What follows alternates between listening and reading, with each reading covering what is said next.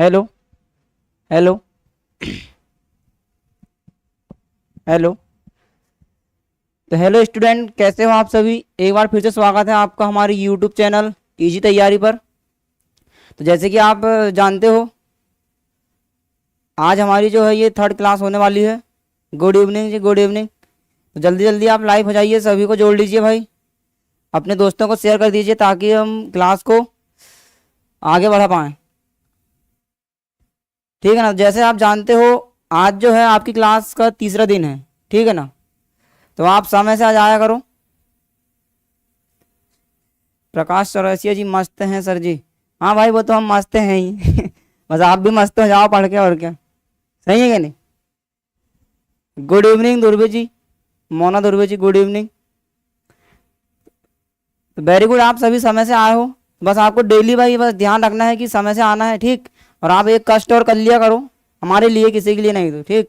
जैसे आप जुड़ते हो तो लाइक शेयर एंड कमेंट्स और सब्सक्राइब करना बिल्कुल ना भूलिएगा, ठीक है। और अधिक से अधिक आपको शेयर करना है, वीडियो जो है अधिक से अधिक स्टूडेंट तक जाना चाहिए, ठीक।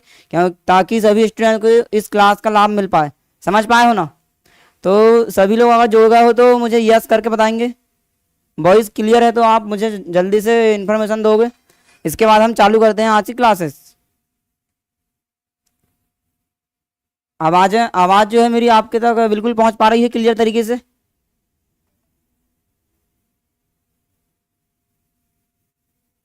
गुड इवनिंग जी, गुड इवनिंग माधुरी कबरेती जी। तो अपन ज़्यादा देर ना करेंगे आज, ठीक है ना। सभी को गुड इवनिंग मेरी तरफ से। नरेंद्र बोल रहे हैं यस। तो आप सभी तैयार हो मतलब आज क्लास के लिए। राम गोपाल जी आए हो। यस सर जी, ठीक ठीक। ठीक है, तो फिर आप तैयार हो तो बिल्कुल आप कॉपी लेके बैठ जाइए। तो करते हैं अपन आज की क्लास को चालू। ठीक है भाई। तो क्या आप मुझे बताना चाहोगे कि कौशिका भित्ति किसकी बनी होती है।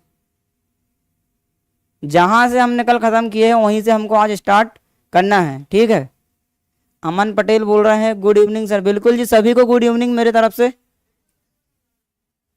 सावंत लहरे जी बोल रहे हैं अभिनंदन सर कहाँ हैं। भाई उनका प्रमोशन हो गया है, वो इंदौर चले गए हैं, ठीक। वो इंदौर में स्टडी कर रहे हैं स्टूडेंट को, ठीक। तो बिल्कुल बिल्कुल। तो चलो फिर ज़्यादा समय ना लेते हुए हम चलते हैं आज की क्लास की ओर, ठीक है ना। तो सभी को मेरे तरफ से बहुत बहुत गुड इवनिंग भाई, ठीक। तो आप एक कष्ट जरूर कीजिएगा कि अधिक से अधिक वीडियो को आपको शेयर करना है, समझ रहे हो ना। जितने स्टूडेंट तक आप पहुंचाओगे उतने ही बेनिफिट उनको भी मिलेगा, सही है ना। तो अधिक अधिक से अधिक स्टूडेंट को आप जोड़ें, लाइक करें, शेयर करें, और जो आपका मन है वो आप कर सकते हो। समझ पा रहे हो बात को। तो फिर चलो फिर आज आपको मैं ले चलता हूँ आज की क्लास की ओर, ठीक। तो कल हमने क्या पढ़े थे भाई, कोई बताना चाहोगे क्या। कल हम जो अध्ययन कर रहे हैं वो क्या है, कोशिका। कोशिका मतलब होता है सेल।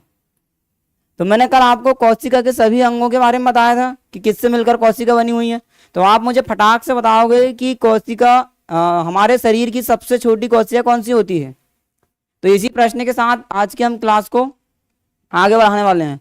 तो जल्दी से आप मुझे बताओगे कमेंट्स करके कि शरीर की सबसे छोटी कोशिका कौन सी है। जल्दी से आप मुझे आंसर दोगे।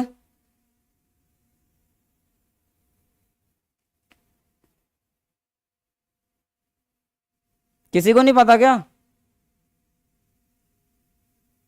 शरीर की सबसे छोटी कोशिका।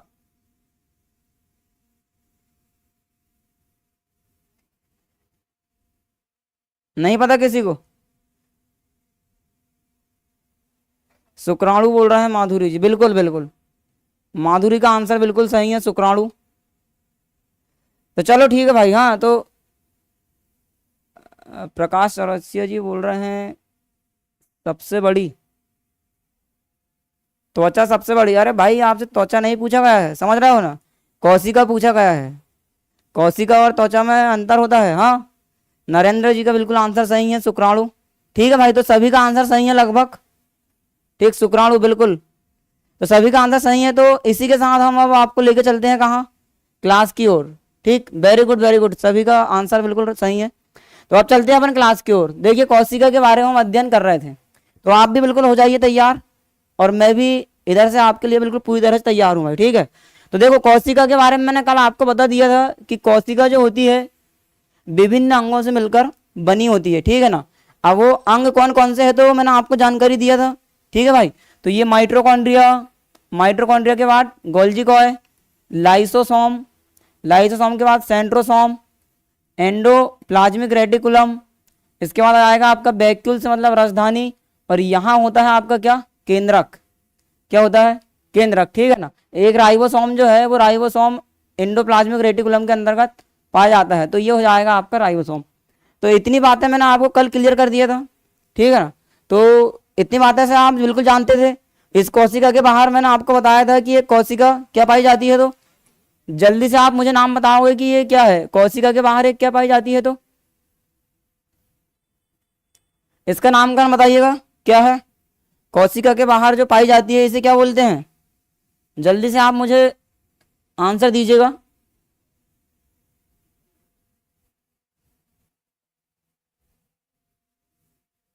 जल्दी से भाई बताइए, ये क्या है आपकी जो कोशिका के बाहर आप देख पा रहे हो, ये कौन है, इसका नाम का नाम मुझे फटाक से बताएंगे ज्यादा समय ना लेते हुए। तो हो जाओ तैयार साथियों, हो जाओ तैयार, अर्पण कर दो तन और मन, मांग रहा बलिदान वतन। तो बस आपको भी झिल्ली, बिल्कुल। तो कौन सी झिल्ली है भाई, ये प्रकाश सरोज जी कौन सी झिल्ली है ये, कोशिका झिल्ली, वेरी गुड प्रशांत सूर्यवंशी, कोशिका झिल्ली है ये, ठीक है ना। तो ये जो झिल्ली है ये है आपकी कोशिका झिल्ली, कोशिका झिल्ली, ठीक। अब अगर अपन पौधे की बात करें तो यहाँ आपको एक और झिल्ली देखने को मिलती है, और उस झिल्ली का मुझे आप नाम बताओगे, ठीक है ना। ये पौधे में आप कौन सी झिल्ली देख रहे हो, तो ये पौधे में आपको देखने को मिलती है क्या, ये क्या होती है, कोशिका भित्ति। क्या होती है, कोशिका भित्ति, ठीक है ना, कोशिका भित्ति। तो इन अंगों के बारे में मैंने आपको बता दिया था, ठीक। कोशिका भित्ति प्लस कोशिका झिल्ली, बिल्कुल आपका सही आंसर है। तो चलो भाई अब हम ज़्यादा देर न करते हुए, मैंने आपको कल क्या क्या बता के गया था कि कोशिका भित्ति के बारे में मैंने आपको अध्ययन करा चुका हूँ, हाँ। कोशिका झिल्ली के बारे में मैंने आपको बता के रखा था, ठीक। तो आज आपको जो है उसके आगे की क्लास में जुड़ना है और उसके आगे का आपको पढ़ना है, ठीक है भाई। तो आपको ये देखना है जी, बिल्कुल। तो आप बिल्कुल थोड़ा कमेंट्स में कम ध्यान दें, आप क्लास को देख रहे होंगे बढ़िया तरीके से, ठीक है। तो देखो कोशिका भित्ति जो है पेड़ पौधों में ये पाई जाती है। तो आपको कुछ नाम है जिनको याद रखना है आज क्लास में, ठीक। एक होता है आपका जीवाणु। क्या होता है, जीवाणु। तो ये जो जीवाणु की जो कोशिका भित्ति होती है, जीवाणु में भी कोशिका भित्ति पाई जाती है। तो जीवाणु की कोशिका भित्ति किसकी बनी होती है, ये आपसे पूछेगा क्वेश्चन, ठीक है। जैसे मैंने आपको बताया था कि जो कोशिका भित्ति होती है सेल्यूलोज की बनी होती है, पेड़ और पौधे की, ठीक है। तो आपको बताना है कि जीवाणु की कोशिका भित्ति किससे बनी होती है, ये आपका क्वेश्चन है, ठीक है ना। तो यदि आप जानते होंगे तो बताइएगा। पेप्टिडोग्लाइकन किसकी बनी होती है, पेप्टिडोग्लाइकन की ये बनी होती है। तो ये नाम आप याद रखोगे भाई, पेप्टिडोग्लाइकन,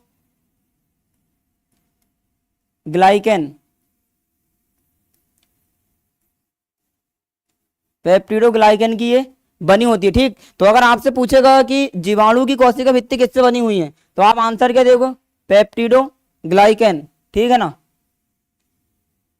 ग्लाइकन, ये आपका राइट आंसर होने वाला है, ठीक। तो याद रखोगे ये इंपॉर्टेंट क्वेश्चन है, ये आपसे पूछा जाता है भाई। तो जीवाणु की कोशिका भित्ति किसकी बनी होती है, तो पेप्टिडोग्लाइकन की ये बनी होती है, ठीक है ना। इतनी बातें आपको क्लियर है, ठीक। और इसके बाद पूछेगा कि शैवाल की कोशिका भित्ति किसकी बनी होती है, ठीक। तो नंबर दूसरा में आपको अपनी कॉपी में नोट करना है, शैवाल की कोशिका भित्ति किसकी बनी होती है, ठीक है ना। तो जो शैवाल की कोशिका भित्ति किसकी बनी होती है, किसी कोई जानता होगा बताइए फटाक से मुझे कमेंट से करके। शैवाल की जो कोशिका भित्ति बनी होती है वो बनी होती है किसकी, सेल्यूलोज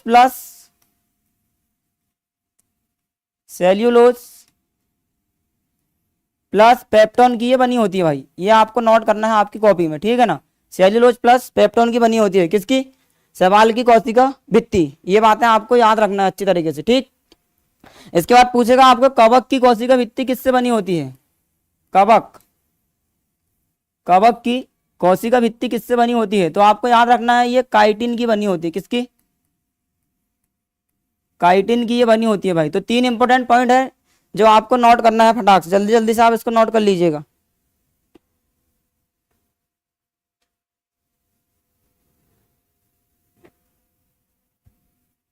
ठीक है भाई, इतनी बातें नोट कर लिए हो?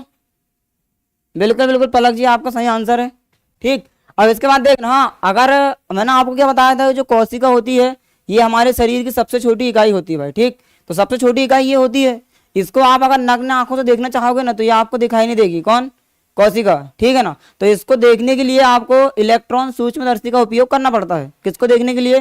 कोशिका को देखने के लिए, तब जाके आपको उसके अंदर ये सभी अंग दिखाई देंगे। इतनी बातें आपको क्लियर थी, ठीक। तो अगर आप इसको इलेक्ट्रॉन सूक्ष्मदर्शी के माध्यम से देखोगे, किसको? कोशिका को। किसको?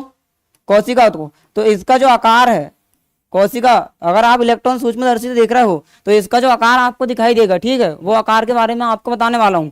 तो जो इसका आकार दिखाई देता है वो देता है आपको मधुमक्खी के छत्ते की तरह है। ये बात आपको एक नोट करना है, मधुमक्खी के छत्ते की तरह, छत्ते की तरह है, ठीक है। तो इतनी बातें आप अपनी कॉपी में आज के लिए नोट करिए, जो वेरी इंपॉर्टेंट है, डायरेक्ट आपसे यहाँ से क्वेश्चन पूछे जाते हैं, ठीक। तो किसके जैसे दिखाई देगी आपको? ये मधुमक्खी के छत्ते की जैसे ये दिखाई देती है, क्या? कोशिका। अगर हम इलेक्ट्रॉन सूक्ष्मदर्शी से देखते हैं तो भाई जो कोशिका होती है इसको देखने के लिए आप नग्न आंखों से नहीं देख सकते, ठीक है ना। ना ही आप किसी चश्मा लगा के इसको देख सकते हो। इसको देखने के लिए आपके पास इलेक्ट्रॉन सूक्ष्मदर्शी होना चाहिए, तभी जाके आपको दिखाई देगी, अन्यथा ये आपको दिखाई देने वाली नहीं होती है, ठीक। तो अब हम इतनी बातें अगर आपकी क्लियर है तो देखो, इसके अंदर ना एक द्रव भरा होता है। क्या भरा होता है? द्रव। इस प्रकार से आप देखोगे तो इसमें ये द्रव भरा होता है कोशिका में, जिसे अपन जानते हैं कोशिका द्रव के नाम से। किस नाम से जानते हो? कोशिका द्रव। तो ये क्या है भाई? आपका कोशिका द्रव, ठीक है ना। और ये जो केंद्रक देख रहे हो ना आप, केंद्रक के अंदर एक द्रव पाया जाता है, इस द्रव को बोला जाता है केंद्रक द्रव।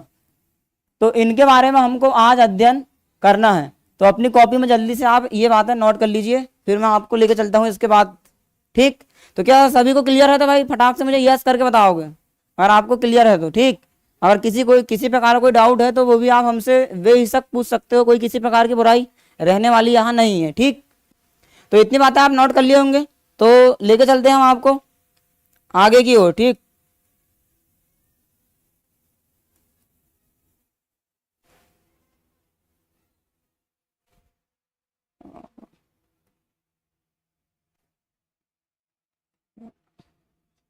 तो जल्दी से आप इतनी बात नोट कर लो, इसके बाद मैं आपको लेके चलता हूँ आगे, ठीक है भाई, ठीक है अमन पटेल, ठीक।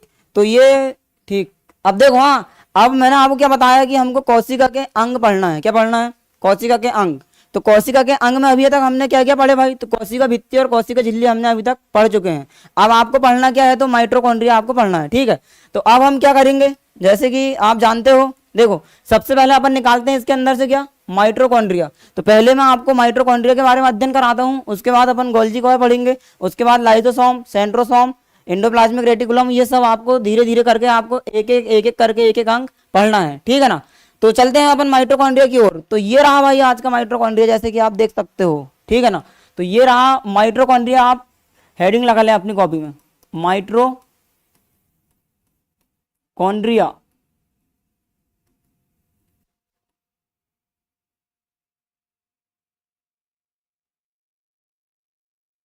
माइटोकॉन्ड्रिया, ठीक। तो जिसका हिंदी नाम होता है सूत्र कणिका, आपको एक और नाम से जाना जाता है, इसे किस नाम से? सूत्र कणिका के नाम से इसे अपन जानते हैं, किसको? माइटोकॉन्ड्रिया को, ठीक। तो ये आपका पहला कोशिका अंग है, तो आप हेडिंग लगा लीजिए माइटोकॉन्ड्रिया। तो माइटोकॉन्ड्रिया के बारे में आप जानने वाले हो, ठीक है। तो देखो जरा क्या होता है माइटोकॉन्ड्रिया। हाँ, तो माइटोकॉन्ड्रिया का एक अन्य नाम क्या होता है? तो सूत्र कणिका होता है। वेरी इंपॉर्टेंट है, आजकल जो क्वेश्चन आपसे पूछे जाते हैं वो सूत्र कणिका के नाम से पूछे जाते हैं, ठीक है ना। क्योंकि माइटोकॉन्ड्रिया पुराना हो गया भाई, नई चीजें देखी जाती है आजकल, ठीक है ना। पुरानी चीजें कोई वैल्यू नहीं होती है। तो आप भी थोड़ा हार्ड वर्क तो करते ही करते हो, तो थोड़ा स्मार्ट तरीके से पढ़ाई कीजिएगा अपनी, ठीक, सही है कि नहीं। तो स्मार्ट तरीके कहने का मतलब है कि आप पढ़ाई तो कीजिए, 8-9 घंटे जितना हो सकता है आप पढ़ाई कीजिए, लेकिन आपको जो है एग्जाम क्लियर करने के लिए मॉक टेस्ट जरूर लगाना है, ठीक है ना। डेली आपको प्रैक्टिस करना है। जैसे मैंने आपको कौशिक का चैप्टर पढ़ाया, तो आप क्या करो, उनका टेस्ट लगाओ, कहीं से भी आप मॉक टेस्ट लगाओ, पर आपको टेस्ट लगाना बहुत जरूरी होता है, ठीक है ना। तो अब हम ज़्यादा पंचायत ना करते हुए चलते हैं माइटोकॉन्ड्रिया की ओर। जैसे कि आप देख सकते हो आपकी स्क्रीन पर है माइटोकॉन्ड्रिया, ठीक है भाई। तो देखो सबसे बात आती है माइटोकॉन्ड्रिया की। तो माइटोकॉन्ड्रिया क्या है, तो आप बोलोगे सर ये कोशिकांग है। क्या है? कोशिकांग, मतलब कोशिका का ये एक अंग है मेरे भाई, माइटोकॉन्ड्रिया, ठीक है। तो आप क्या देखना चाहोगे, सबसे पहले देखोगे इसकी खोज किसने किया करके। तो जो माइटोकॉन्ड्रिया होता है, हाँ, इसके खोजकर्ता कौन है ये आपको सबसे पहले देखना है, ठीक है। तो माइटोकॉन्ड्रिया के खोजकर्ता कौन है ये आपको बताना है। तो भाई माइटोकॉन्ड्रिया की जो खोज किया है, ठीक, वो अल्टमैन नामक वैज्ञानिक ने किया है। किसने किया है? तो अल्टमैन ने किया है। ये एक वैज्ञानिक का नाम है, क्या? अल्टमैन। ये आपको नोट कर लेना अपनी कॉपी में, या फिर आपको कहीं कहीं देखने को मिल सकता है इसमें कॉलिकर। क्या? अल्टमैन या कॉलिकर, आप दोनों नाम को आप ऐड करोगे, ठीक है। तो आपको कहीं कहीं कॉलिकर मिलेगा, तो कहीं कहीं आपको अल्टमैन साहब मिलने वाले हैं। तो इनकी खोजकर्ता कौन है? माइटोकॉन्ड्रिया के। तो आपको याद रखना है अल्टमैन और कॉलिकर। इतना क्लियर है आपको? बिल्कुल समझ रहे हो ना बातें को। अब देखना, ये खोज तो हुई, खोज कर दिया किसने? अल्टमैन साहब ने आपकी खोज कर दिए, कॉलिकर जी ने आपकी खोज कर दी माइटोकॉन्ड्रिया की, ठीक है भाई। तो कहीं मतलब आपको कहीं जो है ऑप्शन में या तो आपको अल्टमैन मिलेगा या कॉलिकर मिलेगा, इसलिए आपको दोनों नाम क्या है अपनी कॉपी में लिख के रखना है, ठीक है। तो देखना, अब इसका नामकरण की बात आती है कि इसका नामकरण किसने किया है, ठीक है। खोज आप समझ गए, तो आता है कि भाई माइटोकॉन्ड्रिया का नामकरण किसने किया। तो मेरे भाई मेरे दोस्त, आप अच्छी तरह जानते हो पहले किसी भी चीज का जन्म होता है, ठीक है ना। अल्टमैन बिल्कुल सही है जी आपका, पलक दुबे जी। तो आप अच्छी तरह जानते हो पहले किसी का जन्म होता है, समझ रहे हो ना, उसके बाद उसका नामकरण किया जाता है। तो अभी तो भाई सिर्फ माइटोकॉन्ड्रिया का जन्म हुआ है भाई, समझ रहे हो ना। रुको जरा, इतनी भी क्या जल्दी है, सब्र करो भाई थोड़ा, ठीक है, तभी तो आपको सारी चीजें क्लियर होगी, सही है ना। ये ऐसा है ना। तो नामकरण किसने किया है, तो आपको याद रखना हमारे साहब थे कौन? बेंडा साहब। कौन साहब थे? बेंडा साहब थे। तो बेंडा जी ने इनका नामकरण किया हुआ है, क्लियर है इतना। तो पूछेगा आपसे माइटोकॉन्ड्रिया की खोज किसने किया, तो आप आंसर लगाओगे अल्टमैन ने, ठीक है। नाम किसने दिया, तो बेंडा जी ने इनका नाम दिया है। अब बात करते हैं अपन किसकी। तो अगर भाई सभी को इतनी हमारी आवाज़ें अगर आपके पास पहुंच पा रही है, तो आप फटाक से मुझे यस करके बताओगे, ताकि मुझे पता चले कि आप हमारे साथ जुड़े हुए हैं, और अधिक से अधिक आप शेयर करें वीडियो को, ठीक है ना। तो इतनी बातें क्लियर है, अल्टमैन और कॉलिकर, और नामकरण किसने किया, तो बेंडर ने किया। अब देखना भाई, बातें होती है यहाँ माइटोकॉन्ड्रिया की। तो माइटोकॉन्ड्रिया क्या होता है? बेंटा, जी हाँ बिल्कुल सही है आपका आंसर, बेंडा, ठीक। तो देखना माइटोकॉन्ड्रिया क्या करता है कोशिका के अंदर। तो ये जो माइटोकॉन्ड्रिया है ना भाई, ये करता है क्या? ऊर्जा बनाने का काम करता है। क्या करता है? ऊर्जा बनाने का ये काम करता है, ठीक है। तो बिल्कुल बिल्कुल सैलू चौरसिया जी, बिल्कुल सैलू चौरसिया जी, यस यस, ठीक है ना। तो आप बने रहिए बिल्कुल हमारे साथ, इधर ध्यान दीजिएगा आप अभी, हाँ। तो नामकरण किसने किया है? बेंडा ने किया। अब देखो माइटोकॉन्ड्रिया करता क्या है, तो माइटोकॉन्ड्रिया जो है ना भाई, ये ऊर्जा बनाने का काम करता है। किसका काम करता है? ऊर्जा देता है हमको बना के। अब ऊर्जा किस प्रकार की देता है, तो ये हमारे शरीर के लिए ऊर्जा बनाता है, ताकि हम क्या कर सके? कार्य कर सके। समझ पा रहे हो ना। जैसे अभी मैं बोल पा रहा हूँ, तो मेरे को किसकी जरूरत है? ऊर्जा की आवश्यकता है। तो मैं ऊर्जा का उपयोग करके ही आपके सामने उपस्थित हूँ और मैं बोल पा रहा हूँ। अगर मेरे पास ऊर्जा नहीं रहेगी ना, तो मेरी आवाज नहीं निकलेगी, समझ पा रहा है ना। मैं बोलूंगा तो पर आवाज कैसे आएगी? ऐसी आवाज आने लगेगी, समझ गए। तो शरीर के लिए ऊर्जा जरूरी है, नहीं है, ठीक है ना। तो ऊर्जा जरूरी है, तो हमारे शरीर के लिए जो ऊर्जा का निर्माण करता है, ठीक, वो निर्माण कौन करता है? तो ये माइटोकॉन्ड्रिया करता है। तो मेरे भाई मेरे दोस्त, जब माइटोकॉन्ड्रिया शरीर के लिए ऊर्जा बनाता है, इसीलिए अपन इसे बोला जाता है कि ये शक्ति ग्रह है। क्या कहलाता है? ये शक्ति ग्रह है, पावर हाउस। क्या कहलाता है? Power house. तो कोशिका का पावर हाउस को किस नाम से जाना जाता है? तो राइट आंसर क्या होगा आपका? माइटोकॉन्ड्रिया, ठीक है ना। कोशिका का शक्ति ग्रह किसे कहते हैं? तो आप आंसर क्या लगाओगे? Mitochondria is the right answer. क्या आप बात समझ पाए हो? बिल्कुल समझ पाए हो ना। तो क्या करता है? ये हमारे लिए ऊर्जा बनाता है। अब बात करते हैं अपन की ऊर्जा किस प्रकार से बनाता है। ये ऊर्जा तो बना लिए, पर ऊर्जा बनाता कैसे है भाई? ऑटोमेटिक तो ऊर्जा बनती नहीं है ना, ठीक है ना। तो पहली बात तो आपको याद ये रखना है, जैसे कि मैंने आपको बताया था कल कि हम जो ऑक्सीजन लेते हैं, हाँ, ये ब्लड के माध्यम से कहाँ पहुंचता है मेरे भाई, तो ये माइटोकॉन्ड्रियम पहुंच जाता है। कहाँ पहुंच जाता है, माइटोकॉन्ड्रिया में। तो माइटोकॉन्ड्रिया जो है इस ऑक्सीजन का उपयोग करके, ठीक है ना, अपने अंदर एक क्रिया करता है। क्या करता है, एक क्रिया करता है। उस क्रिया का नाम है, ऑक्सीजन की उपस्थिति में करता है, इसलिए उसका नाम पड़ गया ऑक्सीशोषण। क्या नाम पड़ गया, ऑक्सीशोषण। बिल्कुल बिल्कुल, हाँ। तो क्या नाम पड़ गया, ऑक्सीशोषण। तो ऑक्सीशोषण कहाँ होता है, या आपसे पूछेगा कि वायवीय शोषण कहाँ होता है, तो वायवीय शोषण क्यों बोला गया, ऑक्सीशोषण ही क्यों बोला गया, क्योंकि मेरे भाई जो आप सांस ले रहे हो कि नहीं ले रहे हो, देखो ऐसा सांस ले रहे हो आप, तो सांस के माध्यम से आप बहुत सारी जो है गैसें अंदर लेते हो। जैसे मैं आपको बताना चाहता हूँ, कार्बन डाइऑक्साइड आप लेते हो, नाइट्रोजन गैस आप लेते हो, है ना, ऑक्सीजन आप लेते हो। तो हम सभी गैसों को बाहर निकाल देते हैं, पर भर के क्या रख लेते हैं, सिर्फ ऑक्सीजन। तो उस ऑक्सीजन का उपयोग जो हम भर के रखते हैं फेफड़ों में, हाँ, वो ऑक्सीजन कहाँ आता है, आपका माइटोकॉन्ड्रिया में जाता है। कहाँ जाता है, माइटोकॉन्ड्रिया में, ठीक है ना। ठीक, तो यह जाता है कहाँ, माइटोकॉन्ड्रिया में। तो माइटोकॉन्ड्रिया इस ऑक्सीजन को लेके एक चक्र चला, एक क्रिया करता है, जिसका नाम पड़ गया मेरे दोस्त ऑक्सीशोषण। क्या बात है, बात समझ आई, क्लियर हुआ ना।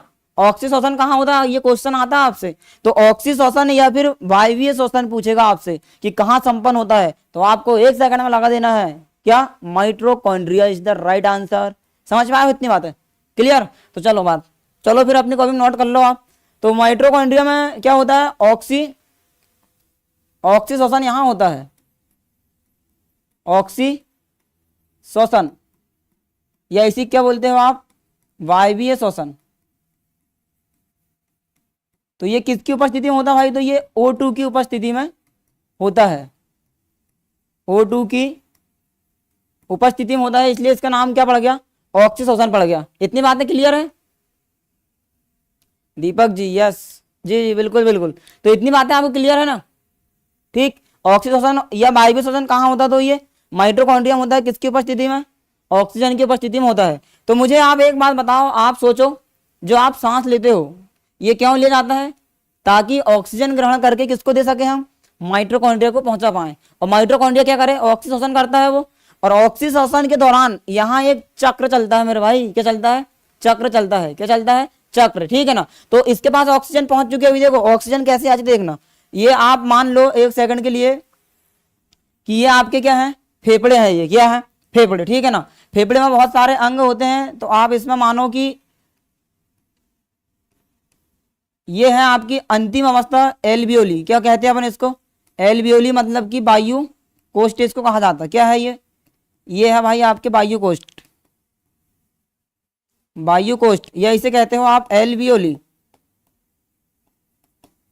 या आप इसे कुपिका के नाम से जानते हो। जब मैं आपको श्वसन तंत्र पढ़ाऊंगा तब इसके बारे में आपको डिटेल से बताऊंगा, ठीक है ना। ये फेफड़ा को आप देख पा रहे हो ना, तो हम जो सांस लेंगे, देखो सांस ले जाता, हाँ हाँ हाँ हाँ हाँ, ऐसा सांस लेते ना। तो जो हम सांस लेते हैं, तो सांस के माध्यम से आप नाइट्रोजन गैस को लेते हो, ठीक है ना। इसके बाद आप लेते हो ऑक्सीजन को, इसके बाद लेते हो कार्बन डाइऑक्साइड गैस को। तो नाइट्रोजन, ये ऑक्सीजन, और ये कार्बन डाइऑक्साइड। तो कार्बन डाइऑक्साइड कितने लेते हैं हम, 0.04%। ऑक्सीजन कितनी लेते हैं, तो 21%। और नाइट्रोजन कितनी लेते हैं, तो 78%, ठीक है। ये गैसें हम सांस के माध्यम से ग्रहण करते हैं। तो ये जो हम सांस लेते हैं ना, ये नाक से होते हुए ऐसा कहाँ पहुंच जाती, सीधे ये पहुंचेगी आपकी फेफड़ा के पास। और तो फेफड़ा क्या करेगा, ये जो एल्वियोली है, हाँ, तो जो एल्वियोली होती है, ये एल्वियोली आपकी, ये सांस जो हमने लिए हैं, ये यहाँ उसको भर के रख लेगी। समझ पा रहा है बात को, ये यहाँ आपने पूरी गैस को भर ली है, ठीक, सांस लिए, और यहाँ आपने नाइट्रोजन ऑक्सीजन को फेफड़ा में भर के रखे हैं। तो जब सांस लोगे तो ये तीनों गैस आएगी, लेकिन हमारे लिए उपयोगी कौन कौन सी गैस है, तो सिर्फ हमारे लिए ऑक्सीजन बस है, कार्बन डाइऑक्साइड तो हमारे लिए उपयोगी नहीं है, नाइट्रोजन तो हमारे लिए उपयोगी नहीं है। तो आप क्या करोगे, तत्काल जैसे ही आप ऑक्सीजन लोगे ना भाई, जैसे सांस लोगे, तो तत्काल आप सांस के माध्यम से इन सभी गैसों को बाहर करने वाले हैं। तो नाइट्रोजन आपने कितना परसेंट लिए, 78%। तो आप जैसे आप सांस बाहर करते हो, तो उसमें से 78% का 78% पूरा नाइट्रोजन बाहर हो जाता है। समझ पा रहे हो ना। कार्बन डाइऑक्साइड आपने कितने लिए, 0.04%। तो ये होता है आपका 4% बाहर। जब आप सांस छोड़ते हो तो 4% चला जाता है। लेकिन क्या, लेकिन सॉरी एक थोड़ी सी मिस्टेक है यहाँ, है ना। यहाँ ये 17% लेता है। कितना परसेंट, 17%। ये बात आपको याद रखनी है भाई, है ना। ऑक्सीजन कितना लेता है वो? 21% ऑक्सीजन लेता है, ठीक है ना, 21 ही लेता है, और साथ में छोड़ता कितनी है ये 17% आपको छोड़ता हुआ ही नजर आएगा। ठीक, तो देखना यहाँ उसने नाइट्रोजन पूरी गैस छोड़ दिया, ऑक्सीजन और ज्यादा छोड़ रहा है, तो 4% वो ऑक्सीजन यहाँ बचा के रखता है अपने पास, क्योंकि इसको 4% मिला के बाहर छोड़ देता। अब ये कैसे होता तो मैं ये आपको आगे बताऊंगा। ठीक, ठीक है ना। तो देखना, हाँ, तो उसने 4% जो ऑक्सीजन लेके रखा है, यही ऑक्सीजन भाई यहाँ आता है कहाँ, ये भरी रहती है यहाँ ऑक्सीजन, कितने परसेंट है ये 4% जो बचा के रखे, तो यहाँ आता है आपका ब्लड, कौन आता है, तो यहाँ आएगा भाई आपका, और मान लो आपका ये कोशिकांग है, क्या है, ये आपकी कोशिका है, और कोशिका के अंदर होता है माइटोकॉन्ड्रिया जो हम अभी अध्ययन कर रहे हैं। तो यहाँ आएगा ब्लड, और ब्लड ये ऑक्सीजन को उठा के किसको दे देगा, माइटोकॉन्ड्रिया को दे देगा। ठीक है ना, तो माइटोकॉन्ड्रिया को ऊर्जा मिल गई यहाँ पे, तो जैसे ही इसको ये ऑक्सीजन मिल गया, किसको, माइटोकॉन्ड्रिया को, तो ये क्या करेगा, ऑक्सीशोषण चलाएगा, क्या करेगा, ऑक्सीशोषण, और इसके पुनः पश्चात, उसके पुनः पश्चात क्या होने वाला, ऑक्सीशोषण के बाद क्या होगा, तो ये ऑक्सीशोषण के बाद एक चक्र चलाता है, क्या चलाता है, एक चक्र चलेगा यहाँ, उस चक्र को बोला जाता है मेरे भाई क्या, क्रेब्स चक्र। कौन सा चक्र बोला जाता है, क्रेब्स चक्र चलने वाला यहाँ आपका। ठीक है ना, तो पूछेगा आपसे कि क्रेब्स चक्र कहाँ चलते हैं, तो आपका आंसर क्या होगा, माइटोकॉन्ड्रिया में। ठीक, तो ये क्रेब्स नाम क्यों पड़ा, क्योंकि जो क्रेब्स नामक एक वैज्ञानिक था, उसी ने ये बात बताया है कि ऑक्सीजन में क्या होता, ये सॉरी माइटोकॉन्ड्रिया में क्या होता है, तो क्रेब्स चक्र चलता है करके। ठीक है, तो क्रेब्स चक्र कहाँ चलने वाला है, जी हाँ प्रशांत सूर्यवंशी जी आप बिल्कुल सही बता रहे हो, पलक क्रेब्स चक्र बिल्कुल सही आंसर आपका। ठीक, तो ये क्रेब्स चक्र चलेगा, और ये क्रेब्स चक्र चलने के दौरान इसमें कितने एटीपी बन जाते हैं, तो 38 एटीपी का निर्माण होता है मेरे भाई। आपको बिल्कुल ये इंपॉर्टेंट डाटा है, आपको याद रखना है। जैसे ही क्रेब्स चक्र चलेगा तो वहां बन जाएंगे आप कितने एटीपी, 38 एटीपी। ठीक है ना, कितने एटीपी बनने वाले हैं, तो 38 एटीपी आपके ये बन गए। ठीक है ना, तो जैसे ही आपका 38 एटीपी बनते हैं, ठीक है, तो 38 एटीपी से फिर हमको क्या प्राप्त होता है, तो ऊर्जा प्राप्त होती है। क्या प्राप्त होती है, ऊर्जा, है ना। तो 38 एटीपी से आपको मिलेगा फिर एक ग्लूकोज, क्या मिलेगा, एक ग्लूकोज, और एक ग्लूकोज से हमको मिलती है 4.2 किलो कैलोरी ऊर्जा आपको प्राप्त होगी।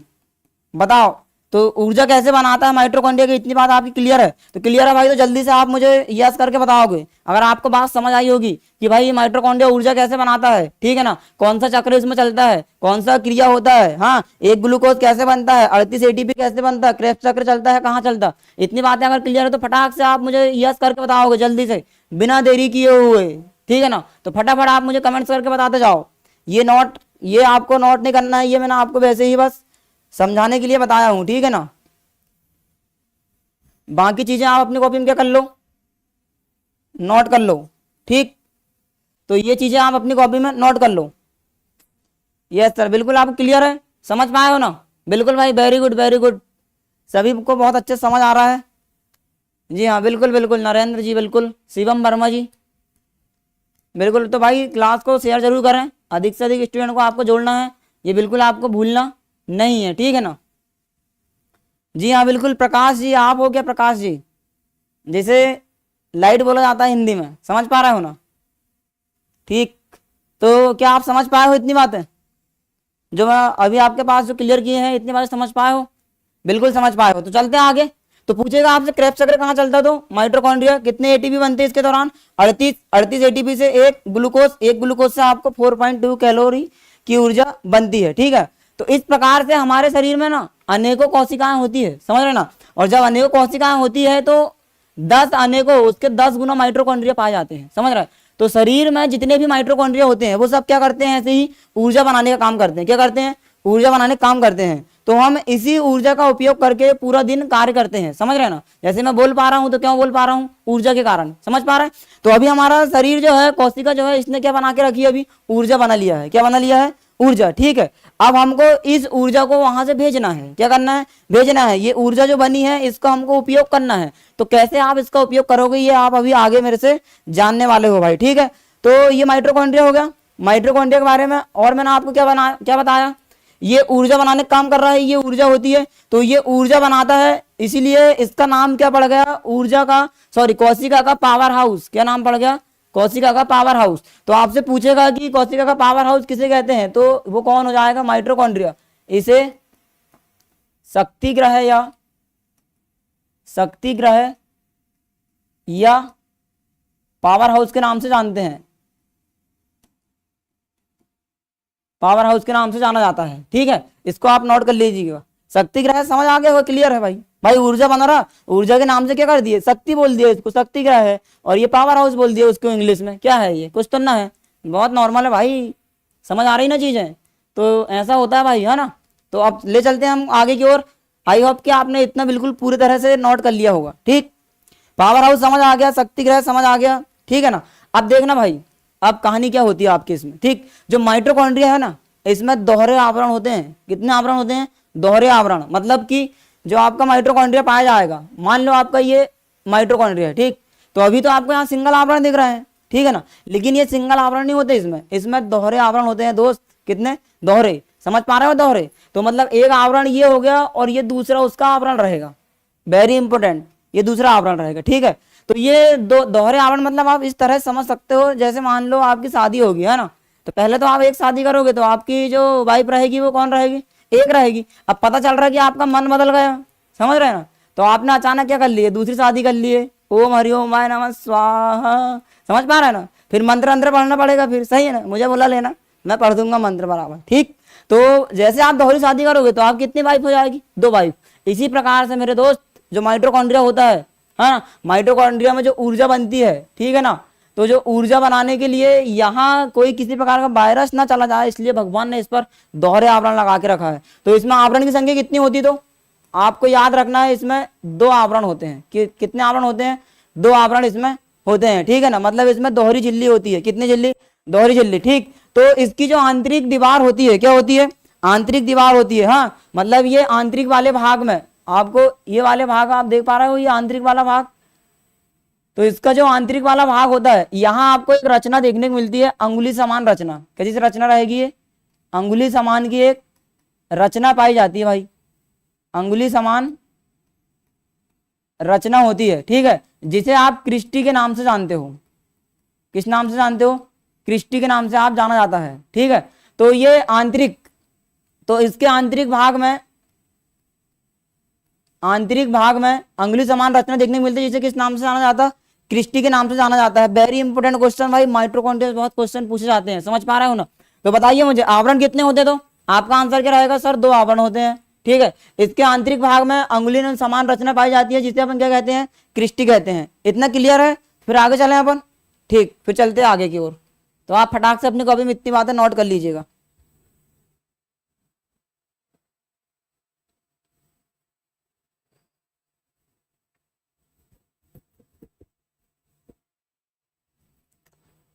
ठीक है भाई, बिल्कुल, तो आपने नोट कर लिए होंगे।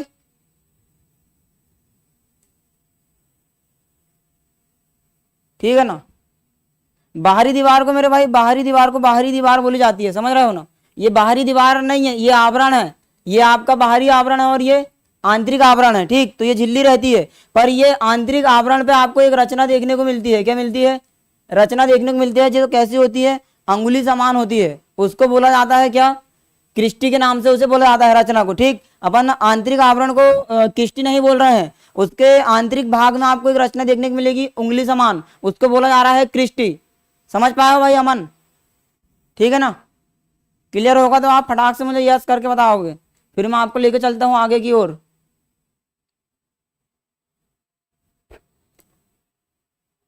जी सर, ओके, तो चला फिर आगे। तो ये रहा अपना आगे। ठीक, तो आपने क्या देखा, कोशिका क्या करती है, ऊर्जा, सॉरी माइटोकॉन्ड्रिया क्या करता है, ऊर्जा बनाता है। तो मेरे भाई एक बात बताओ, जो, ठीक, तो देखो भाई, हाँ मुझे एक बात बताओ, जो ऊर्जा बना रहा है हमारे शरीर के लिए, सबसे ज्यादा मेहनत तो ऊर्जा को करनी पड़ती होगी, सही बात है नहीं है। तो जो ऊर्जा बना रहा है उसको ज्यादा मेहनत करनी पड़ेगी ना। अब जैसे मैं आपके यहाँ से क्लास ले रहा हूँ, ठीक, तो आप तो कुछ नहीं बोलते होंगे, आप तो बढ़िया बैठ के पढ़ रहे होंगे, लेकिन मुझे यहाँ से कंटिन्यू आपके लिए बोलना पड़ रहा है, बोल रहा हूं ना मैं, तो ज्यादा मेहनत कौन कर रहा है, तो मैं कर रहा हूं मेरे भाई, समझ पा रहे हो ना। इसी प्रकार से अगर हमारा शरीर के लिए जो ऊर्जा बनाता है, जिस ऊर्जा से हमारा पूरा शरीर चल रहा है, तो सबसे ज्यादा मेहनत जो करनी पड़ती होगी वो किसको करनी पड़ती होगी, माइटोकॉन्ड्रिया को करनी पड़ती होगी मेरे भाई, समझ पा रहे हैं ना। तो माइटोकॉन्ड्रिया अधिक कार्य करता है, इसीलिए माइटोकॉन्ड्रिया के पास खुद का आरएनए होता है। समझ पा रहे हो बात को, क्या होता है, खुद का आप आरएनए नहीं बोल के आप उसको राइबोसोम बोल सकते हो। तो जो होता है ना भाई माइटोकॉन्ड्रिया, तो माइटोकॉन्ड्रिया जो होता है, ठीक है ना, तो माइटोकॉन्ड्रिया ऊर्जा बनाने का काम करता है, तो इसको ज्यादा काम करना पड़ता है, तो इसलिए इसके पास स्वयं का क्या होता है, तो स्वयं का राइबोसोम होता है, जिसके बारे में आप अभी आगे जानोगे। राइबोसोम होता है, ठीक है ना। तो ये राइबोसोम होता है सर, ये क्या है, तो राइबोसोम जो है भाई ये प्रोटीन फैक्ट्री है। क्या है ये? प्रोटीन फैक्ट्री के नाम से इसे जाना जाता है। तो हमारे शरीर में या कोशिका की प्रोटीन फैक्ट्री क्या होती, तो राइबोसोम होता है। हाँ, तो प्रोटीन जो होता है, देखना अब ये जो है ये ज्यादा ऊर्जा की इसको क्या है, आवश्यकता है, तो ये क्या करता है भाई, ज्यादा काम करना पड़ता है, तो ये अपनी सेफ्टी के लिए खुद का क्या रखता है, राइबोसोम रखता है। तो ये जो राइबोसोम होते हैं दो प्रकार के होते हैं, एक होता है आपका 70S और एक होता है 80S। ये मैं आपको आगे क्लियर करूंगा। हाँ, ये जो राइबोसोम स्वतंत्र नहीं पाए जाते हैं, ये इंडोप्लाज्मिक रेटिकुलम के अंदर पाए जाते हैं, ठीक है ना। तो ये 70S और 80S होता है, ठीक। तो 80S तो ये सभी यूकैरियोटिक कोशिकाओं में पाया जाता है। यूकैरियोटिक कोशिका मतलब हमारे अंदर आपको देखने को मिलेगा, और छोटे छोटे जीवाणुओं में जो पाया जाता है वो कौन सा पाया जाता है, 70S। तो मेरे भाई मेरे दोस्त, जो छोटे जीवाणु होते हैं वो आता है प्रोकैरियोटिक कोशिका के अंतर्गत, ठीक है ना। तो प्रोकैरियोटिक कोशिका के अंदर कौन सा राइबोसोम होता, तो आपका आंसर क्या होगा, 70S। तो मेरे भाई मेरे दोस्त ये प्रोटीन फैक्ट्री है, प्रोटीन बनाएगा, तो जिससे जब प्रोटीन क्या करता है, हमारे शरीर की मरम्मत करता है, हमको बिल्कुल ऐसा बना देता है जैसा हमारा शरीर सही मायने में रहना चाहिए करके, ठीक है ना। तो ये प्रोटीन जो है ये खुद का जो राइबोसोम होता है 70S, ये माइटोकॉन्ड्रिया अपने पास खुद रखता है। तो इसने पहले परमिशन ले लिया, इसको पता है कि मुझे काम ज्यादा करना पड़ेगा करके, समझ रहे हैं ना। तो इसने पहले दिमाग से ले लिया, चालाक था भाई ये, समझ रहे हैं ना।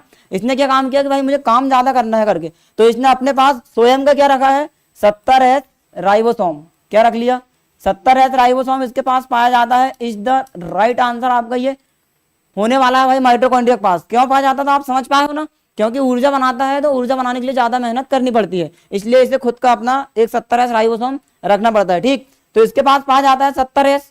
ये जो 70S राइबोसोम है ये आपको प्रोकैरियोटिक कोशिकाओं में देखने को मिलेंगे। प्रोकैरियोटिक, अभी क्या होती सर, तो मैं आपको ये आगे जानकारी दूंगा इसकी। प्रोकैरियोटिक कोशिकाएं, ये 80S जो होता है आपको यूकैरियोटिक कोशिकाओं में देखने के लिए मिलेंगे, ठीक है ना। तो देखना भाई, हाँ ये जो माइटोकॉन्ड्रिया है कौन सा राइबोसोम है इसके पास, 70S राइबोसोम। तो ये 70S राइबोसोम पाया जाता है, इसलिए कोशिका का एकमात्र अंग जो प्रोकैरियोटिक कोशिकाओं का गुण प्रदर्शित करता है, ठीक है ना। और वो कौन सा अंग होने वाला दोस्त है आपका, वो होने वाला आपका माइटोकॉन्ड्रिया। वेरी इंपॉर्टेंट क्वेश्चन, समझ रहे, अरे अंगार लगा दिए भाई, अंगार, क्या बात है, समझ रहे हैं, समझ रहे हो ना। प्रोकैरियोटिक कोशिका में पाया जाता है, तो कोशिका का एकमात्र अंग जो प्रोकैरियोटिक कोशिकाओं का गुण प्रदर्शित करता है वो अंग कौन सा होने वाला, तो जल्दी से आप मुझे आंसर बताओगे। ये क्या बात है, क्या बात, फटाक से आप मुझे आंसर दोगे कि कोशिका का एकमात्र अंग जो प्रोकैरियोटिक कोशिकाओं का गुण प्रदर्शित करता है। जल्दी से आप मुझे आंसर बताइए कमेंट्स करके, जल्दी बताइए भाई, जल्दी से, समझ रहे हो ना, ऐसा तो ना है कोई, बताइए आंसर। कोशिका का एकमात्र अंग जो प्रोकैरियोटिक कोशिका का गुण दर्शाता है वो कौन सा अंग है, बताइएगा। जी भाई बिल्कुल, मैं आपके आंसर का इंतजार कर रहा हूं।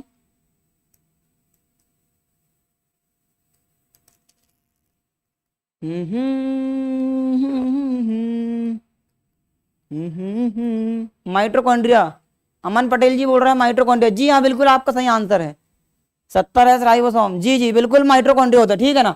तो एकमात्र कोशिकांग जो प्रोकैरियोटिक कोशिका गुण दर्शाता है वो कौन हो जाएगा, माइटोकॉन्ड्रिया। तो आपको इसमें वेरी इंपोर्टेंट क्वेश्चन है, ये याद रख के रखोगे। हाँ, यह है प्रोकैरियोटिक कोशिका का गुण दर्शाता है, गुण दर्शाता है, ये आप नोट कर लो, ठीक। अब प्रोकैरियोटिक में सब भाई छोटे मोटे जीव जंतु आते हैं, ठीक है ना, जितने कीड़ा मकोड़ा होते हैं उसमें सब प्रोकैरियोटिक पाया जाता है, ठीक। प्रोकैरियोटिक कोशिकाएं पाई जाती है, तो ये आपको मैं आगे बताऊंगा, आप इस चीज से बिल्कुल निश्चित रहिएगा, ठीक। अब इसके बाद देखो, इसमें इसके पास साथ में प्रोकैरियोटिक कोशिका का गुण दर्शा दिया, इसके पास स्वयं का क्या होता है। अब देखना, अभी आपने केंद्रक पढ़े नहीं हो, लेकिन जब आप केंद्रक पढ़ोगे ना तो आप देखोगे, मैंने आपको बताया था कोशिका के अंदर क्या होता है, केंद्रक, और इसी केंद्रक के अंदर डीएनए पाया जाता है। क्या पाया जाता है, डीएनए, ठीक है ना। तो डीएनए तो केंद्रक के अंदर पाया जाता है, लेकिन माइटोकॉन्ड्रिया थोड़ा चालाक है, चतुर है, इसलिए इसने क्या काम किया कि इसके पास जो है पूछेगा आपसे कि केंद्रक के अलावा किस अंग में डीएनए पाया जाता है, तो आपको आंसर लगाना क्या है, माइटोकॉन्ड्रिया। तो क्यों पाया जाता है, तो वही चीज है, ऊर्जा बनाता है, ज्यादा कार्य करना पड़ता है, इसलिए इसको ज्यादा सुविधाएं प्रदान की गई है। ठीक है ना। तो मेरे भाई आप इतनी बात भी आप लिख लो कि मैं इसके पास केंद्रक के अलावा माइटोकॉन्ड्रिया में भी डीएनए पाया जाता है, डीएनए पाया जाता है। वेरी इंपॉर्टेंट क्वेश्चन ये आपके लिए होने वाला है। ठीक है ना। तो इतनी बातें क्लियर है। माइटोकॉन्ड्रिया, जी हाँ बिल्कुल आपका सही आंसर है सभी का, वेरी गुड।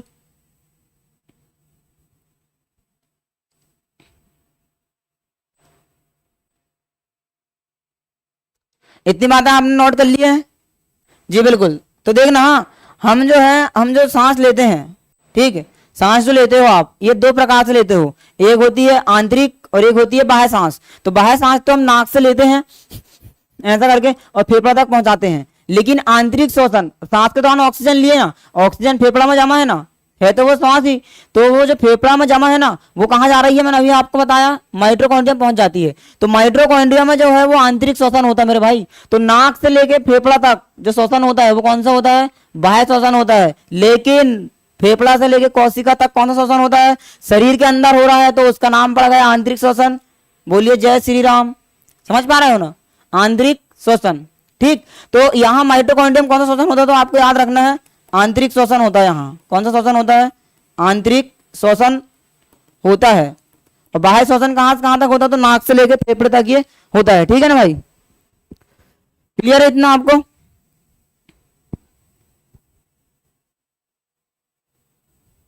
ठीक है, तो ये है अपना माइटोकॉन्ड्रिया। तो आपको क्लियर हो गया होगा पूरी तरह से। अगर आपको क्लियर है तो आप जल्दी से मुझे यस करके बताओगे, फिर मैं आपको अगले अंग की ओर ले चलता हूं। ठीक,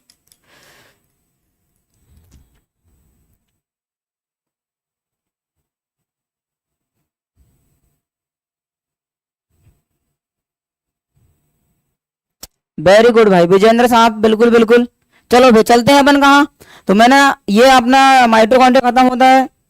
अब अगला नाम क्या आता है, देखो क्या क्या पाए जाते हैं कोशिका में, माइटोकॉन्ड्रिया, और एक होता है यहाँ गोल्जी कॉय।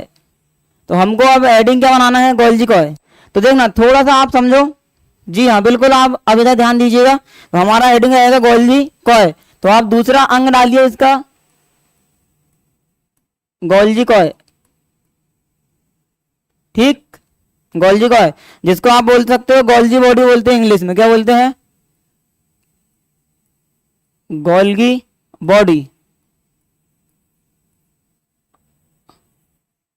अब आपको आएगी मजा, ठीक है ना, बड़े मजे के साथ पढ़ो तो आपको मजा आएगा। ठीक, देखो भाई पढ़ाई में आपको ध्यान ऐसे देना है कि आपको बिल्कुल मुरियत नहीं करना पढ़ने के लिए। समझ पा रहे हो ना, जितना अधिक से अधिक समय आप अपनी पढ़ाई को दोगे वो आपको उतने बेहतर बनाते जाएगी। समझ रहे हो ना। तो अगर आपको सफलता पाना है तो पहले उसके पीछे टाइम बिताना पड़ता है। समझ रहे हैं, बिना टाइम दिए कुछ नहीं होता है। समझे नहीं समझे, तो टाइम दिए, अगर हम टाइम नहीं देते तो अपना भाई अपना नहीं बनता, फिर तो ये पढ़ाई है कैसे बन जाएगी। तो आपको टाइम देना पड़ेगा मेरे भाई, ठीक है ना। आप टाइम दो, कि देखो सफलता आपसे एक ही चीज मांगती है कि आप उसको समय दो, वो आपको समय देगी। समझ रहे हो ना। यदि आप समय के साथ खिलवाड़ करोगे तो समय आपका खिलवाड़ कर देगा भाई। तो जीवन में आप याद रखोगे, अगर आप पढ़ाई करते हो, अच्छे स्टूडेंट हो, ठीक है, आप अगर कुछ करना चाहते हो तो आपको क्या करना है, जो भी आपको यहाँ से पढ़ाया जा रहा है या जो भी हम आपको ऑफलाइन में पढ़ाते हैं या जो भी आप ऑफलाइन क्लासेस में पढ़ते हो, उसको आपको क्या करना है, पूरा रिविजन करना है मेरे भाई। आज की जो मतलब कहना चाहिए तो आज के जो हम स्टूडेंट हैं, हाँ, तो स्टूडेंट को अगर सफलता पानी है तो रिवीजन करना सबसे ज्यादा जरूरी होता है। समझ पा रहे ना, पढ़ तो पूरा भारत रहा है, समझ रहे हो। तो भारत के सभी स्टूडेंट पढ़ते हैं, पर सफल वही होता है जो एक रणनीति के तहत पढ़ाई करता है। समझ रहे हो। तो किसी दिन मैं आपको बताऊंगा कि आपको करना क्या है। तो आपको पढ़ना है और डेली आपको रिविजन में फोकस करना है, ठीक है ना। जो 80% स्टूडेंट नहीं कर पाते हैं और फिर बाद में पछताते हैं। ठीक, अभी जो आप मोबाइल चला रहे हो, जो आपका समय खराब जा रहा है, ठीक, ये समय आपको बाद में याद आता है मेरे दोस्त। तो आपको ये समय नष्ट ना करना है, आपको ध्यान देना है कहाँ, रिवीजन की ओर। सफलता का एकमात्र साधन क्या है, रिवीजन। अगर आप रिवीजन नहीं करोगे तो फिर से जीरो हो जाओगे। समझ रहे हो ना। चाहे आप कितना भी अच्छे से पढ़ लो, आपको रिवीजन करना बहुत जरूरी होता है। इसलिए मैं आपको जो पढ़ा रहा हूँ या आप जो पढ़ रहे हो आप उसको डेली डेली क्या करोगे, रिवाइज करके आओगे, ठीक। और जो आपसे पूछा जाएगा वो उसका आंसर आपको देना होता है। इतनी बात समझ गए। चलो फिर देखते हैं अपन गोल्जी कॉय के बारे में। तो ये रहा दोस्त आपका गोल्जी कॉय या गोल्गी बॉडी बोलोगे आप इंग्लिश में। अब देखो कहानी क्या होती है, समझ गए हो ना। इतना तैयार है आपके, इतना क्लियर है, तो अपन चले गोल्जी कॉय की ओर। ठीक है भाई, देख ना माइटोकॉन्ड्रिया साहब ने क्या कर दिया हमारे लिए, ऊर्जा बना दिया। क्या बना दिया, ऊर्जा बना के रख दिया। तो क्या भाई ये जो ऊर्जा क्या वो कोशिका के अंदर उसने बना के रखा है क्या, ये ऊर्जा उसको पहुंचाना भी तो है। जैसे अभी मैं बोल पा रहा हूं तो मुझे जरूरत है कहाँ, ऊर्जा मुंह में, है ना। यदि कोई दौड़ता है तो उसको ऊर्जा कहाँ जरूरत होती है, पैर में उसको जरूरत होती है, ठीक है ना। अगर ऐसा मैच और खेल रहा है, ये लो गेंद आ रही है, गेंद मार दे सीधा मरेगा अच्छा रन के लिए, क्या बात है, समझ रहे हैं। तो उसको कहाँ ऊर्जा लगेगी, हाथ में ऊर्जा लगेगी, समझ रहे हो। तो इस प्रकार से ऊर्जा हमारा माइटोकॉन्ड्रिया बनाता है। लेकिन क्या वो बना के अपने पास रखेगा, जी नहीं, ऐसा नहीं है भाई। वो स्वयं के लिए नहीं करता, वो दूसरे अंगों के लिए करता है मेरे भाई, दूसरे अंगों के लिए, समझ रहे हो ना। जैसे अभी मैं बोल रहा हूँ तो मुझे जीभ में अत्यधिक ऊर्जा की आवश्यकता है, तो मेरे अंदर जो ऊर्जा आ रही है निकल के, माइटोकॉन्ड्रिया बना रहा है, माइटोकॉन्ड्रिया ने बना दिया, पर वो बनाएगा बस, वो ले जाने वाला काम नहीं करेगा, तो नहीं करेगा। उसका कहना है भाई मैं सिर्फ ऊर्जा बनाऊंगा, मैं क्यों लेके जाऊं, आपको जरूरत है तो आप ले जाओ ना, मुझे क्या करना उससे, सही है ना, मतलब ही है, सही है कि नहीं। तो जो गोल्जी कॉय होता है, गोल्जी बॉडी होती है, देखो ऊर्जा बना दिया माइटोकॉन्ड्रिया ने, तो ये ऊर्जा का परिवहन करेगा। ये देखो क्या करेगा, ये ऊर्जा का परिवहन करने वाला है कौन, गोल्जी कॉय। मतलब मान लो अगर इसने, अब जैसे ऐसा मानो आप कि अभी मैं मुख में बोल रहा हूँ, मुख से बोल रहा हूँ, हाँ, तो मुझे जीभ में आवश्यकता है ये किसकी, ऊर्जा की। तो मान लो मेरी जीभ की ऊर्जा खत्म हो गई है, ठीक है। तो अब मान लो ये कि मेरे हाथ में ऊर्जा होगी, तो यहाँ के हाथ की ऊर्जा कहाँ जाएगी, जीभ तक पहुंचाएगा, ठीक है। तो इसको पहुंचाने के लिए जो काम किया जाता है वो काम कौन करता है, तो आपका गोल्जी कॉय करता है। ये गर्दा उड़ा दिए भाई, धूले धूले उड़ा दिए, समझ आ रही बात है। माइटोकॉन्ड्रिया ने क्या बनाया, ऊर्जा बनाया, और उसको ले जाने का काम कौन कर रहा है, तो गोल्जी कॉय कर रहा है। तो ये जो है ना भाई गोल्जी कॉय, ये जो है ऊर्जा का परिवहन करता है, इसलिए इसे ट्रैफिक पुलिस के नाम से जाना जाता है। क्या बात है भाई, क्या बात है, समझ रहे हो ना। ऊर्जा का क्या कर रहा है, ये परिवहन कर रहा है। जिस अंग में जितनी ऊर्जा की जरूरत होती है वहां लाके देता है ये। अभी मुझे जीभ में जरूरत है तो ये जीभ में मुझे लाके दे रहा, समझ रहे हो ना। तो अब मेरी जीभ में ऊर्जा कितनी होगी, थोड़ी बहुत होगी, तो इसके माध्यम से मैं खूब से खूब 10-20 मिनट बोल सकता हूँ। पता चल रहा है कि मेरी जीभ में ऊर्जा खत्म हो गई, फिर तो मेरी आवाज निकलेगी कि नहीं निकलेगी, मैं बोलूंगा तो ऐसी आवाज निकलने लगेगी, समझ रहे। तो यहाँ जीभ को अत्यधिक ऊर्जा की आवश्यकता है, तो इस ऊर्जा को पूरे शरीर से लाने का काम कौन कर रहा है, तो गोल्जी कॉय कर रहा है। तो जब ये ऊर्जा का परिवहन करता है, इसीलिए इसका नामकरण पड़ गया मेरे भाई ट्रैफिक पुलिस। क्या बात है सर, मजा आ गया, उड़ा दिए, ठीक है ना। तो ट्रैफिक पुलिस के नाम से किसे जाना जाता है, तो किसे जाना जाता है, गोल्जी कॉय को जाना जाता है। इतनी बात आपको याद रखना है, ठीक भाई। तो देखना, हाँ, तो जो कोशिका जो गोल्जी कॉय होता है इसकी खोज किसने किया, मैं आपको ये बता देता हूँ। आपने समझ गया कि परिवहन करने का काम करता है, पहले आप इसकी कॉपी में लिखोगे इसकी खोज कौन है करके इसकी, ठीक। तो मेरे भाई इसकी जो खोज किया है वो क्या है, कैमिलो गोल्जी ने, कैमिलो गोल्जी।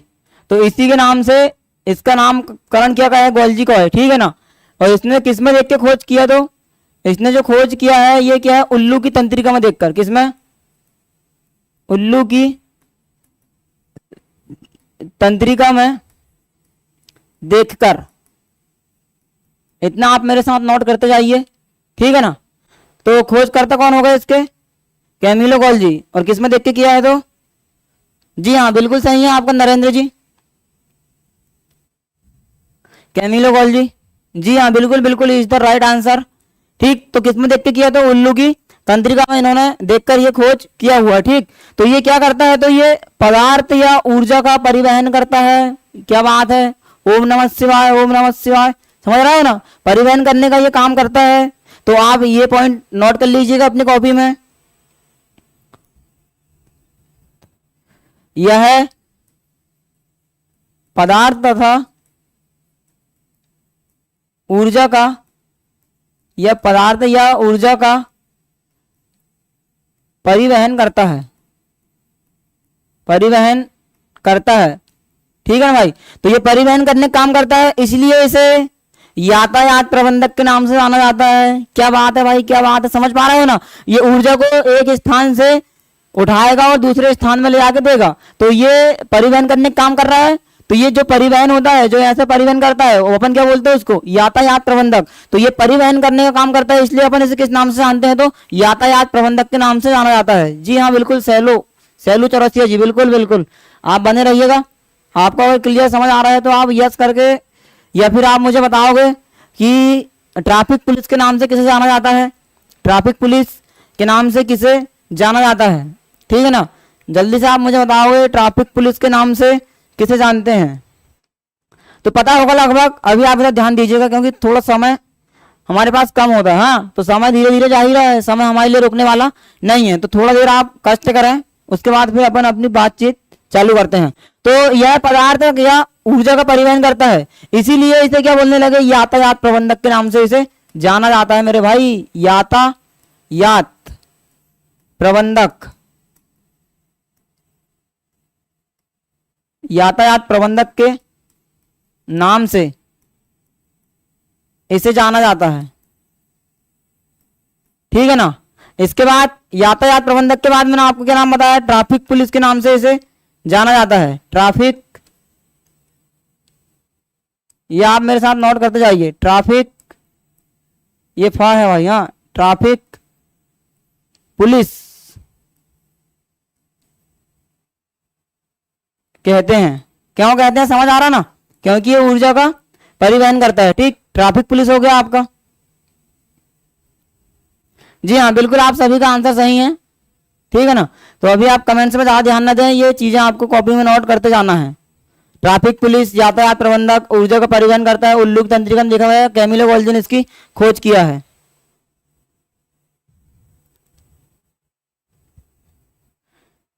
इतनी बात समझ पाए, ठीक है।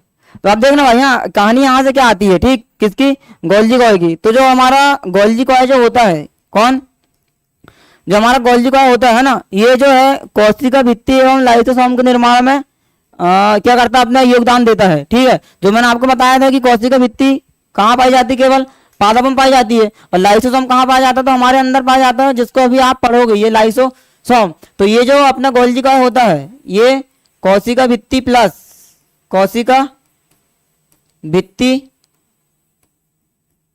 प्लस लाइसोसोम,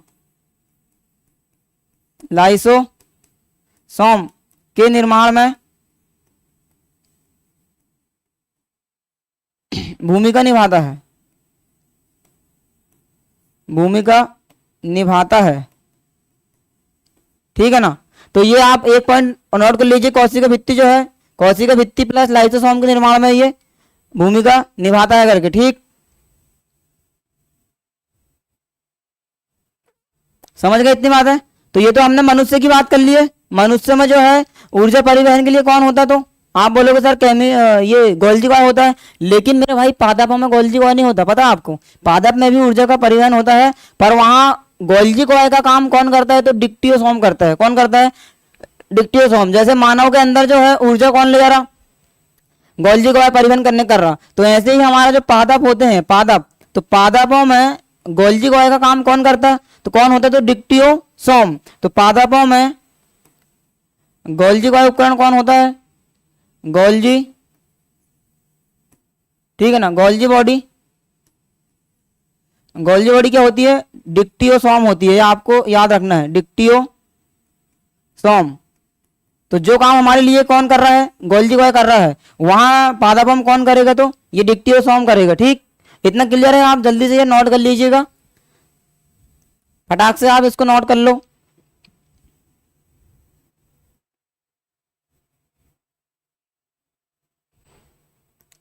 ठीक है ना। अब देखना, अब एक कहानी देखना, मैं आपको बताता हूं। हाँ, तो अभी आपकी अंतः प्रदप्प जालिका आपने पढ़े नहीं हो, ठीक, लेकिन अंतः प्रदप्प जालिका जो होती है आप पढ़ोगे इसके बाद अभी ER, ठीक। तो ER जो होता है अभी आगे पढ़ोगे, ये दो भागों में बटी रहती है। एक होती है ये खुरदुरा और एक होता है इसका पूरा चिकना भाग। तो ये जो चिकना भाग है ना, ये वसा का निर्माण करता है और खुरदुरा वाला भाग प्रोटीन बनाता है। तो मेरे भाई मेरे दोस्त, क्या ये प्रोटीन और वसा क्या खुद के लिए बनाता होगा क्या, बिल्कुल नहीं बनाता भाई, ये अंगों के लिए बनाता है। तो यहाँ जो संश्लेषित पदार्थ होता है किसमें, ईआर में, मतलब इंडोप्लाज्मिक रेटिकुलम में, मतलब अंतः प्रदप्प जालिका में। तो अंतः प्रदप्प जालिका जो प्रोटीन और वसा का निर्माण करके रखती है, ठीक है ना, तो इसको शरीर के अन्य हिस्से तक भेजने के लिए गोल्जी बॉडी में पैक कर देती है। समझ पा रहे हो बात को, समझ पाए ना। तो गोल्जी बॉडी में पैक क्यों करती है, क्योंकि ये परिवहन करने का काम करता है। हरिओम माय नमः स्वाहा, क्या बात है भाई, आनंद आ गया, आनंद, आनंद की अनुभूति प्राप्त हुई, क्या बात है। ये ओढ़ा दिए, ठीक है, तो ओढ़ा दिए भाई, ओढ़ा दिए, ठीक, समझ आई बात है। तो अंतः प्रदप्प जालिका आगे पढ़ोगे तो अंतः प्रदप्प जालिका में संश्लेषित पदार्थ को किसमें पैक कर दिया जाता, तो किसमें पैक कर दिया जाता है,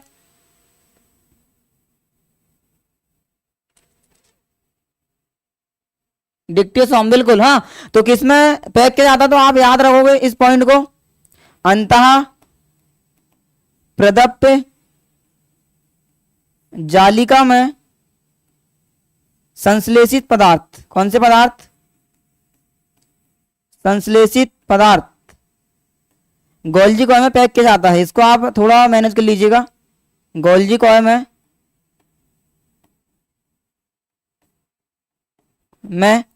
पैक कर लिया जाता है, पैक किए जाते हैं। अब क्यों पैक किए जाते हैं, तो ताकि जो है ये इसने जो बना के रखा है, चिकना भाग बनाता है इसका वसा और ये बनाता है इसका प्रोटीन। तो इसको आगे मैं आपको समझाऊंगा अभी, ठीक है, थोड़ा आपको धैर्य रखने की जरूरत है। तो अंतः प्रदप्प जालिका में संश्लेषित पदार्थ को कहाँ पैक किया जाता, तो गोल्जी कॉय में पैक कर दिया जाता। समझ पा रहे हो ना, गोल्जी कॉय में क्यों पैक करते, ताकि ये परिवहन कर सके मेरे भाई, परिवहन, हाँ, एक अंग से दूसरे अंग तक ये पहुंचा पाए, इसलिए इसको कहाँ पैक कर दिया आपने, गोल्जी कॉय में पैक कर दिए। इतनी बातें क्लियर है, अगर इतना क्लियर है तो फिर चलते हैं अपन आगे की ओर, ठीक, ये सब नोट करते जा रहे हो ना, ठीक है। तो फिर मैं आपको लेकर चलता हूं आगे की तरफ, ठीक।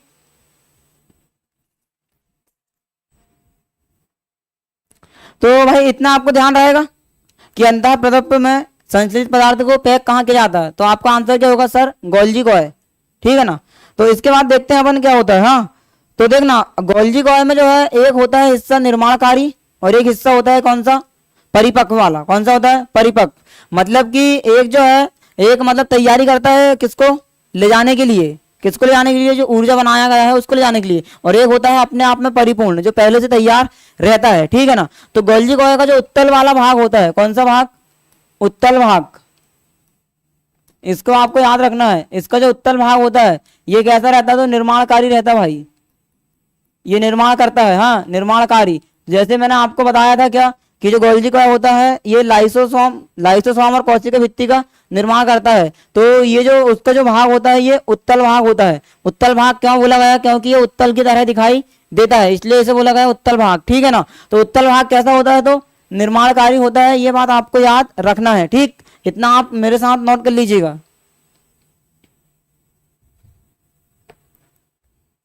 ठीक है ना, क्लियर, ठीक है। अब इसके बाद आता है कि इसका अवतल भाग, कौन सा भाग, अवतल भाग। तो अवतल भाग क्या होता है, अपने आप में परिपक्व होता है, क्या होता है, परिपक्व। तो ये क्वेश्चन आपसे पूछा जाता है भाई, ये अभी रेलवे में फिलहाल पूछा हुआ है, ग्रुप डी में क्वेश्चन पूछा गया है कि गोल्जी कॉय का परिपक्व भाग कौन सा होता है, तो आपको आंसर क्या लगाना है, अवतल भाग। कौन सा भाग, अवतल भाग, ठीक,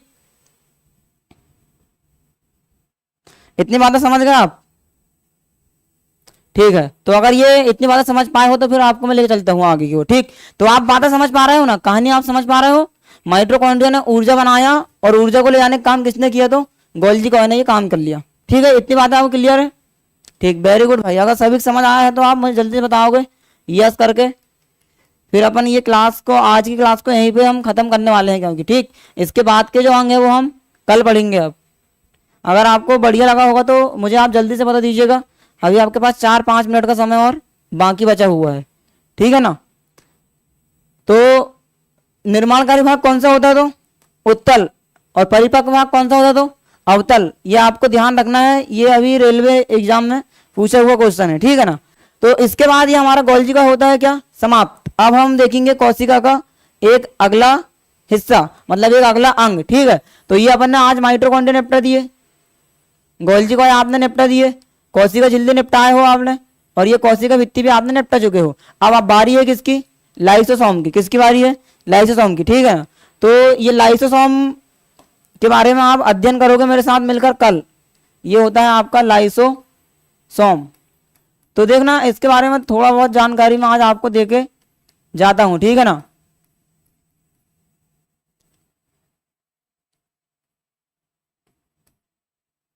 ठीक, तो क्या होता है ये लाइसोसोम, ठीक है। तो लाइसोसोम क्या होता है, तो ये भी एक क्या है, बहुत अच्छा समझ आ रहा सर, वेरी आएगा भाई, समझ आएगा बिल्कुल, बस आपको कंटिन्यू क्लास में बना रहना है। हाँ, बस आपको क्लास मिस नहीं करना है, बिल्कुल आपको समझ आएगी सारी चीजें। ठीक, हमारी तरफ से हम पूरा प्रयास करेंगे कि आपको अधिक से अधिक कंटेंट दिया जाए, हाँ, और बिल्कुल आसान भाषा में समझाया जाए, ठीक है ना। बस आपको हमारा साथ देना है, पर बस सही है कि नहीं, आप हमारे साथ देने से बिल्कुल भी पीछे नहीं हटोगे। साथ किस प्रकार का देना, तो आपको डेली समय से जुड़ जाना है, और जो हमारी मैथ्स की क्लास चलती है इसके बाद, उसमें भी आपको बने रहना है, समझ रहे हो ना। अभी जस्ट इसके बाद आपके लिए क्लास आने वाली है क्या, जो जिसमें सर जो है रेलवे के आए हुए क्वेश्चन की प्रैक्टिस आपको कराएंगे, या फिर जो पुराने क्वेश्चन जो अभी हाल ही में एग्जाम हुए हैं ग्रुप डी के, एनटीपीसी के 2018 के, एएलपी के सवाल और टेक्नीशियन के सवाल, उन सभी सवालों को सर आपको अध्ययन कराते हैं, ठीक है ना। तो आप बिल्कुल बने रहिएगा, आपको सारी चीजें बहुत आसानी से समझ में आएगी, ये हमारा वादा है आपसे, समझ रहे हो ना। थोड़ा सा समय आप दीजिएगा हमको, हम आपको क्या बनाते हैं फिर आप खुद नहीं समझ पाओगे, समझ पा रहे हैं बात को, ठीक। बस आपको ऐसा है कि मोटिवेट रहना है, बस हो गया, ठीक। बस आप मतलब ऐसा नहीं कि आप ऑनलाइन पढ़ रहे हो तो ऊँघ रहे हो बैठ के, ऐसा काम नहीं करना। ध्यान पूरा आपका रहना चाहिए कहाँ, मोबाइल स्क्रीन या लैपटॉप स्क्रीन जहाँ भी आप पढ़ाई करते हो वहाँ आपको ध्यान देना है, मेरी एक एक बात को आपको सुनना है, समझ पा रहे हो, समझ पा रहे हो, हाँ। और उसको बराबर आपको कॉपी में नोट करते हुए चलना है, ठीक। और अधिक से अधिक लोगों को शेयर करना है मेरे भाई, अधिक से अधिक स्टूडेंट को आपको जोड़ना है, ये तो आपका परम सिद्ध अधिकार है, ये अधिकार आपसे कौन छीन सकता है भला, बताइए जरा आप, सही है ना। तो बस यही काम तो नहीं करते आप, हाँ। तो भाई जब हम आपके लिए इतनी मेहनत कर रहे हैं तो आप छोटा सा काम तो कर ही सकते हो, लाइक शेयर कमेंट्स, और अधिक से अधिक स्टूडेंट तक ये वीडियो को आपको पहुंचाना है, बस हो गया, ताकि उनका भी लाभ हो जाए, सही है। तो देखो अब होता है आपका आएगा कौन सा, लाइसोसोम, तो इसके बारे में आपको कल पूरा डिटेल बताऊंगा, तो आप थोड़ा सा भी जान लीजिएगा कि लाइसोसोम क्या होता है। तो मेरे भाई मेरे दोस्त, ये जो कोशिका है इसने ऊर्जा बना दिया, शरीर को ऊर्जा मिल गई। अब लाइसोसोम क्या करता है, इसका क्या काम होता होगा सर, तो ये जो लाइसोसोम है ना, ये मरी हुई कोशिका का भक्षण करता है, समझ पा रहे हो ना। जैसे मान लो कोई आया उधर से और आपको दिया अरे घुमा के एक लट, समझ रहे हो ना, समझ रहे, दिया एक फड़ाल से एक दिया कहाँ, चेथी में, तो आपके चेथी का कोशिका मर जाएगी, तो फिर वो कोशिका कहाँ जाएगी, शरीर से, समझ रहे हैं, समझ रहे हैं, कोशिका को कहीं तो भेजना पड़ेगा ना। अरे भाई ऐसा तो ना होता है, कोशिका मरेगी तो कहीं तो जाएगी ना, तो कोशिका जो मर जाती है ना, अब वो शरीर से तो निकलने से रही, अब ऐसा तो नहीं कि आपने यूरिन के माध्यम से बाहर भेज दिए, ऐसा हो सकता क्या, नहीं हो सकता। अब चेथी की आपकी कोशिका मरी है और आप यूरिन के माध्यम से बाहर भेज सकते हैं क्या, नहीं भेज सकते मेरे भाई। तो जो कोशिका मरी हुई होती है ना, उसका भक्षण किया जाता है, उसको खत्म किया जाता है अंदर ही, शरीर के अंदर ही। तो उस मरी हुई कोशिका का भक्षण करने के लिए लाइसोसोम बैठा हुआ है, जिसके पास 24 प्रकार के हाइड्रोलाइटिक एंजाइम पाए जाते हैं। कितने प्रकार के, 24 प्रकार के हाइड्रोलाइटिक एंजाइम पाए जाते हैं। इसके बारे में आपको बेहतर तरीके से कल बताऊंगा, तो आपको मजा आएगा पढ़ने में, समझ रहे हो ना। तो आप बिल्कुल कल 5 बजे हमारे साथ जुड़िएगा। तो मैंने आपको क्या बताया, मरी हुई कोशिका क्या करती है, भक्षण करती है, क्या करती है, भक्षण करती है, हाँ। और कितने एंजाइम पाए जाते हैं, तो 24 हाइड्रोलाइटिक एंजाइम इसमें पाए जाते हैं, ठीक है। हाइड्रोलाइटिक एंजाइम पाए जाते हैं 24 प्रकार के। तो ये क्या करती है, मान लो कोशिका मरी है तो ये हाइड्रोलाइटिक एंजाइम छिड़क देगी उसके ऊपर, और क्या कर देगी, उसको स्वाहा कर देगी। ओम नमः शिवाय, ओम नमः शिवाय, स्वाहा, समझ रहे हो ना। तो इसकी बहुत कहानी होती है, इसे आत्महत्या की थैली बोला जाता है। क्या बोला जाता है, आत्महत्या की थैली। तो ये क्यों बोला जाता है, ये मैं क्लियर आपको कल करने वाला हूँ। तो आज हमारा हो चुका है क्या समय, वो समय आ चुका है अब आपसे विदा लेने का, ठीक है भाई। तो आप मुझे बताइए फटाक से आपको कैसा लगा आज की क्लासेस। और अभी जो क्लासेस हमारी रहेगी कंटिन्यू, क्या मैथ्स की क्लास, तो आपको उसमें बिल्कुल जुड़ना है, ठीक। तो आप जल्दी से मुझे बताओगे कि आज की क्लास में आपको कैसा लगा, ठीक। तो इसके बाद हम फिर कल मिलेंगे 5 बजे पुनः, तो आपको ध्यानपूर्वक 5 बजे आके जुड़ जाना है। तो इसी के साथ मैं आपसे लेता हूँ विदा। जय हिंद, जय